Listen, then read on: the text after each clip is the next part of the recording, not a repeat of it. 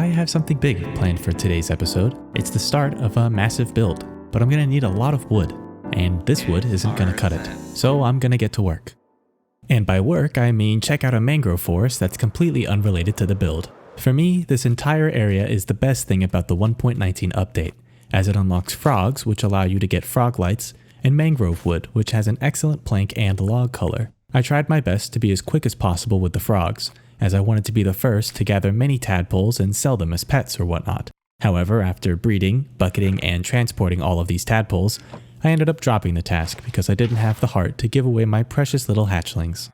So now they rest in a damp wooden box while I continue having my fun. For today's build, I'll need a copious amount of birch and oak logs. Unfortunately, I don't have a steady supply of bone meal to build a tree farm. Also, I'm just too lazy. So we're just gonna do this the long way, and plant them to be harvested once they're grown. I decided to plant them in a grid pattern to maximize the leaf count, as I'll also need to harvest over 2 shulker boxes worth of leaves. I was quite lucky actually, because while planting so many saplings, one of the earlier saplings grew. And by the time I harvested that tree, another grew, and so on and so forth, until I'd get so tired and bored of tree cutting that my fish brain would get distracted with making other resources such as emeralds, books, food, and iron. So much in fact that I'd forget about the tree farm, until I didn't. And then I'd come back and every sapling would be fully grown. And then I'd painfully harvest every tree one by one, until there were no more and I'd replant for the next wave. Start with the strong initiating saplings, continue until I got bored, farm for other resources, forget about the trees, remember the trees, angrily chop down all the trees, and repeat until I got enough logs and leaves to never chop another tree again.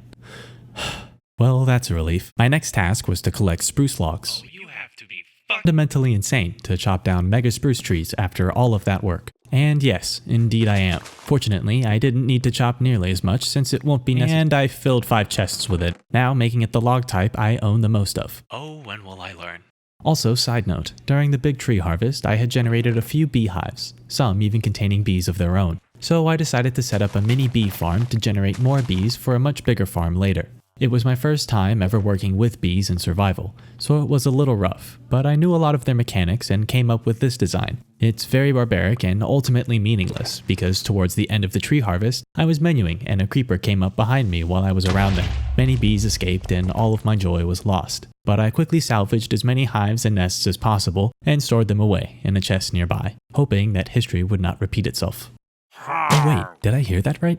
It's a pillager sitting in a boat, obviously. After a patrol spawned, I murdered them and trapped one to swap for the zombie. That way I could expand my iron farm to have 6 modules instead of just the 2. So I went and got him a name tag to make him feel special, and then searched for wool to obtain enough beds for the expansion. But then upon my return, he tragically died. But on the bright side, I now have all the items I need to start building. But first, I need to set up my nether roof portal. First things first, I need to lag myself into this lava pit. Now I can use my flaming body to light the portal. Oh, I put myself out.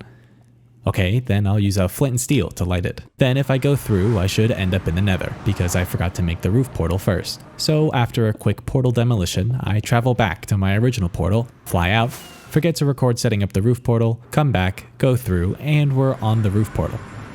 Now I can head to our stronghold nether portal and begin my first end busting session. All I really need are some shulker boxes to transport the items to the build site. I could have asked the server for some, but I didn't have any diamonds to my name, and I also never went to the end myself for my elytra, so I thought it would be a good idea to grab as many advancements while I was there, since I most likely would never go back again. Ever. Not even a minute goes by and I find my first end city. It even had a ship too, though I would quickly realize it had already been discovered by someone else. Fortunately for me, I wasn't there for the elytra. So I head down and work my way up through the city, massacring the entire population with just a few quick swipes of my sword.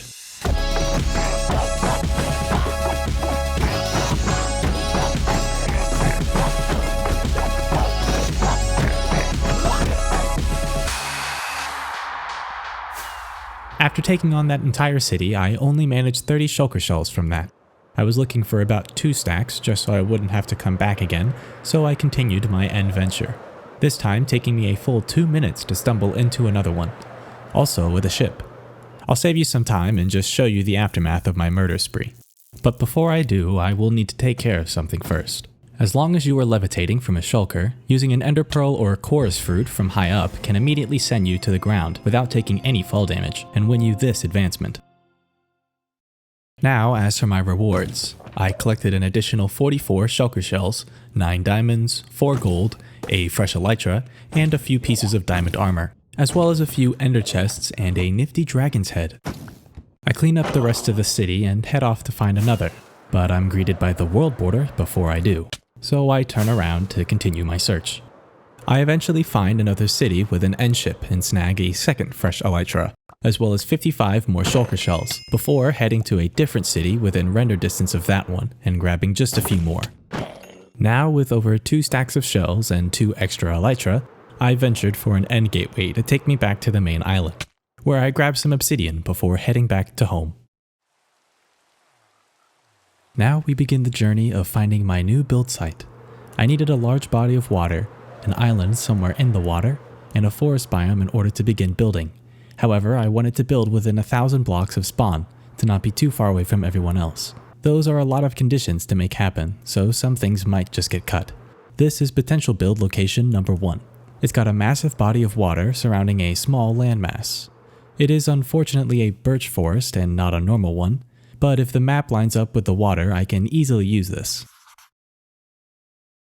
Well, that's unfortunate. How about another one? This one is a large island in the middle of an ocean, and it borders a taiga biome, a smaller condition that I also would like, though the island itself is also taiga, so that's not so great. But again, if the map lines up, this would be an easy pick as well. Well, that's 2 down. 3rd time's the charm is what they say. This one is much like the first, except the body of water is much smaller. But at this point, I'll take anything really, just as long as the island is... Okay, this is getting very annoying. Screw it, I'm just gonna look at my map and find exactly what I'm looking for. So there's no body of water, but it's a standard forest and a big one at that. It borders a taiga biome, which is perfect. It may not have any water, but there is a nearby river which is necessary. All I need to know is where the center is. So if this is the center of this area, the center here is... Oh no. This is the center? That means I have to cut out this mountain as well, all the way down to Y64. It's either that or deal with any tiny islands in the wrong biome, which will end up with a less saturated grass color and not look as great. I guess this is what it comes down to. I can't change biomes, but I can certainly change the landscape, so this is going to be the space for my first build. And if I'm going to have to cut this mountain down, I'm going to need a beacon for the haste 2 effect. So after entering the nether, I begin flying through the wastes and valleys before floating into a fortress that seemed to be transformed into someone's future wither farm. Though I did not take advantage of the farm's capabilities, especially since it didn't look like it was finished, I stayed to lay waste to any spawned wither skeletons in my sight. During this time, the server hit 1,000 days. A great achievement for many Minecrafters, but obviously very quick to obtain on an active server. I was personally hoping to celebrate it with a shiny new beacon, but my wither skeleton luck was very minimal. That is, until I hit a massive wave and collected 2 skulls just from them alone. So after 20 minutes of wither skull hunting, I headed back to the end to valiantly fight the formidable foe. Well, that was easy. Now I can return to the site and set up my beacon, digging down into the ground so I won't have to move it even after landscaping. With the beacon fully built, it's time to start digging. And knowing that that mountain starts at over Y110, I'm really starting to regret this decision.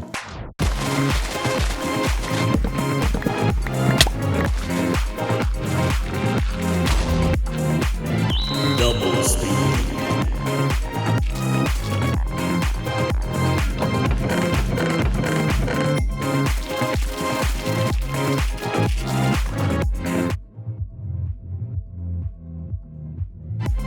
Triple speed.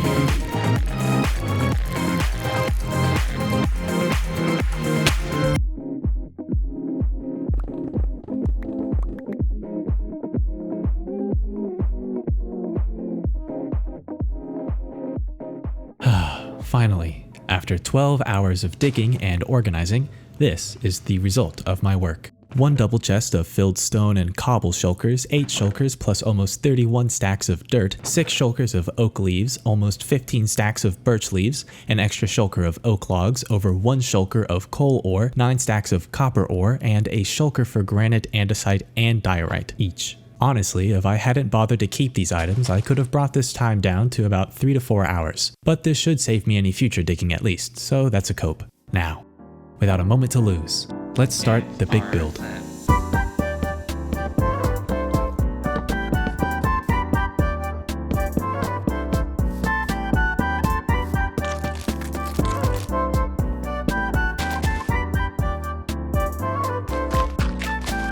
Wait just 1 second. I still need moss to cover the inside of the leaves, but I don't have enough stock to do this right away, and manually growing it is too tedious for me to complete, so I guess it's time for me to build a moss farm.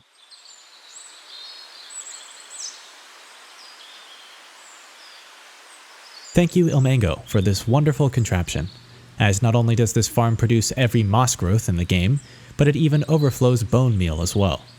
If you would like to learn how to build this machine, there will be a link in the description to his video.